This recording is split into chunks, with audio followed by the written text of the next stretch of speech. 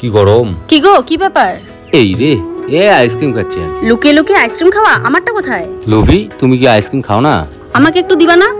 শেষ তো নাই। ওইটুকুই দাও। কই নাই শেষ। ঠিক আছে, দেখা যাবে। প্রিয়া রাগ করে বাপের বাড়ি চলে আসলো আইসক্রিম দেয়নি বলে। বাপের বাড়িতে এসে প্রথমে চলে আসলাম মায়ের রান্নাঘরে। এসেই খুঁজে পেলাম গুঁড়ো দুধের প্যাকেট, তারপরে আধা সসপ্যান গরুর দুধও ছিল, কিছু কাজু কিশমিশও খুঁজে পেলাম। আজ এই কটা উপকরণ দিয়ে আইসক্রিম বানিয়ে খাবো। কাজু কিশমিশ প্রথমে মিক্সার গ্রাইন্ডারে ব্লেন্ড করে হাতের সামনে কিছু না পেলেই দাঁত দিয়েই কাটতে হয়। যাকগে, তোমরা আবার এসব করতে যেও। গ্যাসটাকে ধরিয়ে ওইদিকে দুধটাকে জাল দিয়ে নিলাম, আর এবারে কাজু কিশমিশ গুঁড়ো করে নিচ্ছি। সাথে গুঁড়ো দুধটাও ভালো করে ব্লেন্ড করে সমস্ত গুঁড়ো দুধের মধ্যে মিশিয়ে দুধটাকে ক্ষীর করে নিচ্ছি। পরিমাণ মতো চিনিও দিয়ে নিয়েছি।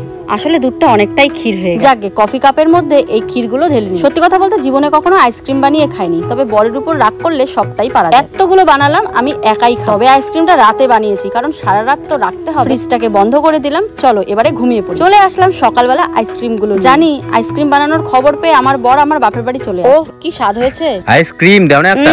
বললাম না, ঠিক চলে আসবে। দিব এক ঘুষি। ঠিক আছে, আজ আমি আসি।